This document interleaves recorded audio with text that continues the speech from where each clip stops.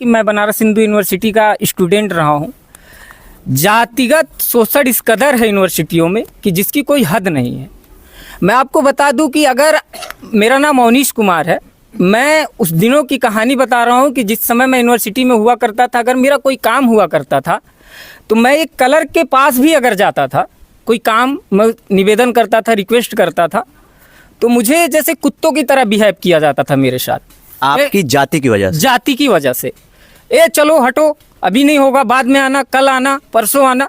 वहीं मेरे जो सवर्ण मित्र हुआ करते थे, मेरे सवर्ण मित्र भी थे, उनका कोई काम हुआ करता था, उनको विथ रिस्पेक्ट जैसे लगता था उनके पापा की यूनिवर्सिटी। उन लोगों से आपने नहीं कहा कि यार ऐसा भेदभाव होता है? बिल्कुल कहा, बिल्कुल। क्या बोलते थे वो सब? वो बिल्कुल कहा, मैंने कई बार कोशिश भी किया मैंने। अखिलेश जी और मायावती जी दोनों चुप बैठे हैं, खड़े बैठे हैं, कुछ तो एक सवाल जवाब नहीं हो पा रहा। अपनी कम्युनिटी के लिए लड़ सकते? क्यों नहीं? कम्युनिटी के लिए आप पूरी दलित और पिछड़ों के लिए लड़ रहे हैं। आपको लड़ने की कोशिश करनी चाहिए। आप उनका वोट बैंक साधते हो, इसके बाद आप लोग एकदम नदारत हो जाते। खाली पार्लियामेंट के अंदर दो शब्द बोल देते हो, जमीन पर तो उतर ही नहीं पाते। और कहाँ आपका कैडर आके खड़ा हुआ है? कोई समाजवादी पार्टी का कैडर बता दे, कोई बहुजन समाज पार्टी का कैडर बता दे कि आके खड़ा हुआ इस लड़ाई के अंदर।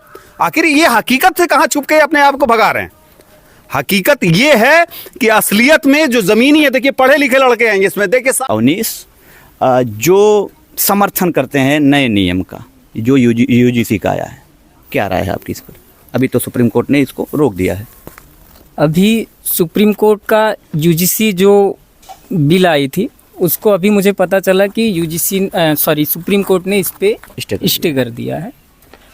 लेकिन मैं संशोधन की बात कर रही है। हाँ, संशोधन की बात कर रही है। लेकिन मैं आपको ये बता दूं कि बड़ा दुख होता है, बड़ी तकलीफ हो रही है कि हमारे एक यूजीसी कानून जो हमारे पक्ष में आया, जो किसी भी दलित, शोषित, बैकवर्ड क्लास या महिला के शोषण को संरक्षण प्रदान करता है, एक यूजीसी बिल ऐसा आया जिसके वजह से मतलब सौडों को पूरा एकदम उनको चुल्ल मच गई, एकदम चुल्ल मच गई। और हमारे लोग, हमारे जो नेता हैं, वो शांति से एकदम बैठ कर के अपना बैलेंस वोट बनाने में लगे हुए हैं। उनको कुछ फ़र्क नहीं पड़ता है कि हमारे बच्चे अगर यूनिवर्सिटी में जा रहे हैं तो उनका शोषण किस तरीके से हो रहा है, क्यों हो रहा है, इन सब चीज़ों से उनको कोई मतलब नहीं। उनको बस वोट बैंक की राजनीति करना। और एक तरफ सवर्ण है जो अपने अधिकार के लिए एकदम पूरी तरीके से जागरूक है और उसने अपने पक्ष में उसके। क्या यूनिवर्सिटियों में, आप तो बीएचयू के स्टूडेंट भी हैं, थे शायद, पढ़ चुके हैं, हो जाएगा कंप्लीट आपका, क्या जातिगत भेदभाव होता है? आपको बेहतर पता होगा। आपको मैं बता दूं कि मैं सच में बता रहा हूं, मैं अभी आप सही कह रहे हैं कि मैं बनारस हिंदू यूनिवर्सिटी का स्टूडेंट रहा हूं। जातिगत शोषण इस कदर है यूनिवर्सिटियों में कि जिसकी कोई हद नहीं है। मैं आपको बता दूं कि अगर मेरा नाम अवनीश कुमार है, मैं उस दिनों की कहानी बता रहा हूं कि जिस समय मैं यूनिवर्सिटी में हुआ करता था, अगर मेरा कोई काम हुआ करता था तो मैं एक क्लर्क के पास भी अगर जाता था, कोई काम मैं निवेदन करता था, रिक्वेस्ट करता था, तो मुझे जैसे कुत्तों की तरह बिहेव किया जाता था मेरे साथ। आपकी जाति की वजह से? जाति की वजह से। चलो हटो, अभी नहीं होगा, बाद में आना, कल आना, परसों आना। वहीं मेरे जो सवर्ण मित्र हुआ करते थे, मेरे सवर्ण मित्र भी थे, उनका कोई काम हुआ करता था, उनको विथ रिस्पेक्ट जैसे लगता था उनके पापा की यूनिवर्सिटी। उन लोगों से आपने नहीं कहा कि यार ऐसा भेदभाव होता है? बिल्कुल कहा, बिल्कुल। क्या बोलते थे वो सब? वो बिल्कुल कहा, मैंने कई बार कोशिश भी किया मैंने। लेकिन वो कहते थे यार मैं क्या कर सकता हूँ। उनका एक बहाना था, और एक्चुअल में वो तो ऑलरेडी स्टूडेंट हैं तो वो कुछ कर नहीं सकते थे। वो कहते थे कि भैया मैं क्या कर सकता हूँ यार, तुम तो मेरे प्रिय मित्र हो, अच्छे दोस्त हो। लेकिन मैं इतना जरूर जानता हूँ कि यूनिवर्सिटियों में इस कदर जातिवाद है कि जिसकी कोई हद नहीं है, जिसकी कोई हद नहीं। जातिवाद की वजह से शायद यूनिवर्सिटियों में लक्ष्मण यादव उसका शिकार हुए। और भी क्यों नहीं शिकार हुई? एक जेएनयू का डीयू का टीचर, प्रोफेसर, वो अगर जातिगत मामला नहीं आता तो कैसे बाहर फेंक दिया जाता? तो हर जगह कोई ना कोई जातिगत शिकार है ही है, और खासकर यूनिवर्सिटियों के अंदर तो होता ही है समाज। किस तरीके से ये चीजें जो है ना बैलेंस होंगी, जाति खत्म कैसे होगा? क्या इस पे कोई नहीं? अब ये देखिए, अब लीजिए सरकार, अब सरकार तो जैसे संविधान तो सबकी बराबरी देता है, एकदम बराबरी कहा के, और सरकार जब कदम उठाना चाहती है तो कुछ लोग क्यों इस पर एकदम उछल के चले आते हैं? आखिर ये कदम ही था ना। अगर यूजीसी पर सरकार सवर्णों का कहना है, जैसे यूजीसी में है कि उसमें अगर किसी ने कंप्लेन झूठी कर दी 2012 के अकॉर्डिंग अब जो नया नियम आया है, जिस किसी ने कंप्लेंट झूठी अगर कर दी ओबीसी का या एसटी का कोई स्टूडेंट, तो अगर जांच में दोषी नहीं पाया जाता सवर्ण स्टूडेंट, तो जिसने झूठी रिपोर्ट की थी उसके ऊपर कोई कार्रवाई नहीं होगी। ये नया नियम है, ऐसा कुछ है। इसको लेकर असंतोष है, आपकी इस पर क्या राय है? नहीं, देखिए इस पर राय की पहली बात है कि जब 99% लोग, प्रताड़ित लोग ही जाके FIR करेंगे, परेशानी होगी तो शिकायत करेंगे। चूंकि ये भी सत्य बात है कि इससे नकारा नहीं जाता कि जो पिछड़ी जातियां हैं उनके साथ शोषण होता है। एकदम होता है, क्यों नहीं होता? बिना शोषण के पिछड़ी जातियों और अनुसूचित जातियों के साथ शोषण नहीं होता। शोषण तो होता है क्योंकि कुछ तो जाति सूचक शब्दों से होता है और कुछ अपमानित करते हैं। और अक्सर चूंकि आज से नहीं, अभी तो बड़ा नियम बन गया, बहुत से नियम हो गए हैं कि जाति सूचक नहीं कर सकते, लेकिन अभी कोई फर्क तो दिखता नहीं, कुछ नहीं है, फर्क नहीं होता। तो सबसे बड़ा एग्जाम्पल हमारे सामने रोहित वेमुला है भाई, क्यों नहीं है? एग्जाम्पल तो ही है। और ऐसा ना होता तो आखिर ये ऐसा कानून क्यों 102% गवर्नमेंट ही मान रही है ना, बाकी पब्लिक तो नहीं गई थी। और किसी ने कानून बनाने के लिए भी नहीं कहा पिछड़ों के लिए या दलितों, अब इसको अनुसूचित के लिए कानून बनाने के लिए तो ये नहीं कहा गया था आयोग से। और गवर्नमेंट ने इसको माना कि 102% लोग परेशानी में हैं, इतनी शिकायतें आई हैं। यानी 1% की बात होती तो बात, 102% की बात जब सामने आई है तो इससे नहीं लगता कि कहीं ना कहीं शोषण हो रहा है। अगर सरकार एक्शन मोड पे आई तो उसको रोकने की कोशिश हो रही है।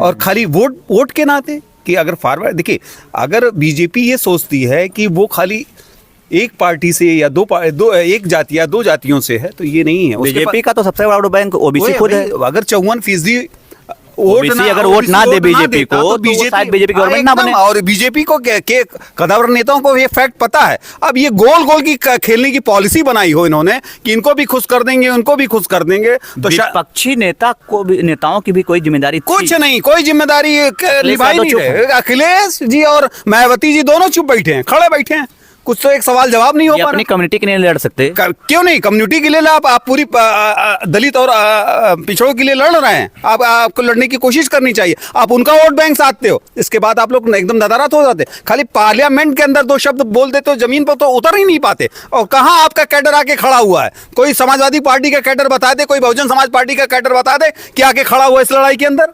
आखिर ये हकीकत से कहाँ छुप के अपने आप को भगा रहे हैं?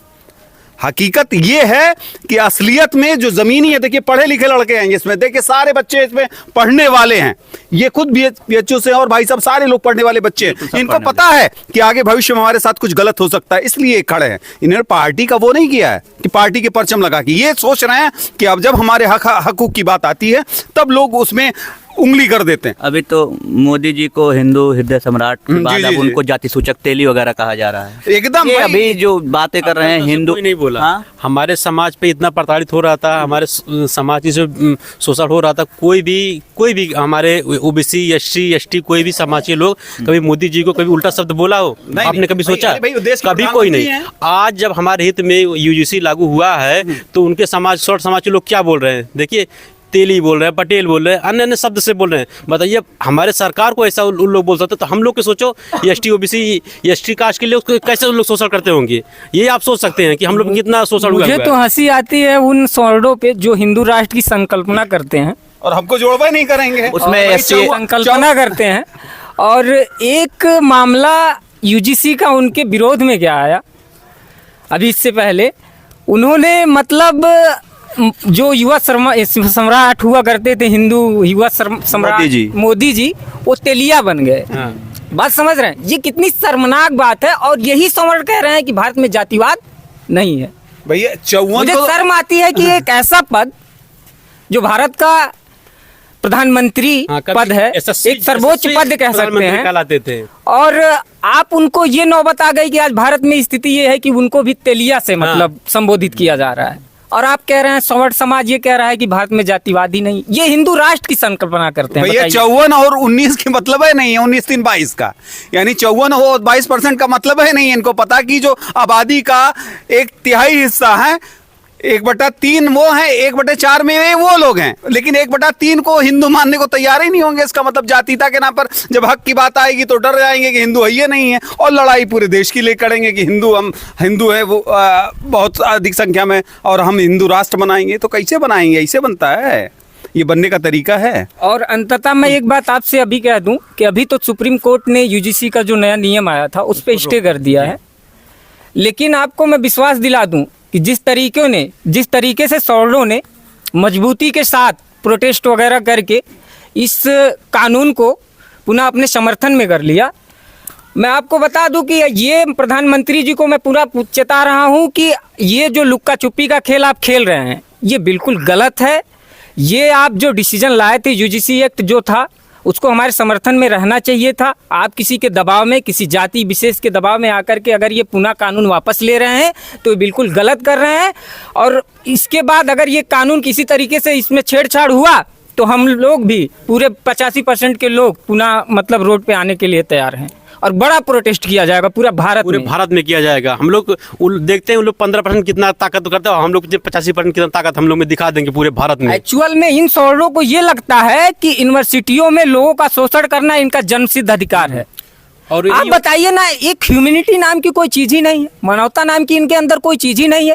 ये एक कानून क्या आया भैया जो बैकवर्ड क्लास को, सुरक्षित SC/ST समाज को, महिला को संरक्षण प्रदान करने की बात करता है शोषण के नाम पर, आप उसका विरोध करने लगे। क्यों विरोध कर रहे हैं भैया?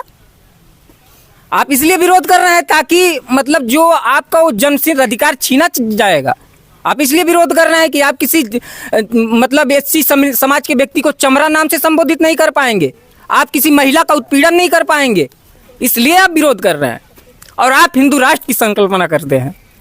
मैं बता दूं कि ऐसे लोग ये बिल्कुल दोगले किस्म के लोग हैं। मैं किसी जाति विशेष को नहीं कह रहा हूं, लेकिन जो भी इस मानसिकता से पीड़ित हैं, जो मनुवादी लोग हैं अपनी सोच में वो परिवर्तन लाएं, अच्छा सोचें, पूरे सर्व समाज को साथ में ले जाने की कोशिश करें, अन्यथा देश की स्थिति बड़ी ही बेकार होने वाली है। और जिस दिन 85% पूरा बहुजन समाज रोड पे आ गया तो 15% वालों की खैर नहीं, ये जान लीजिए।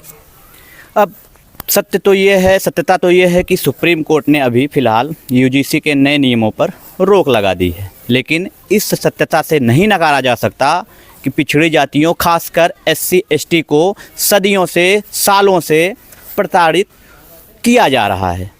अब जब उनके हक की बात आती है तो दिक्कतें सबको होने लगती हैं।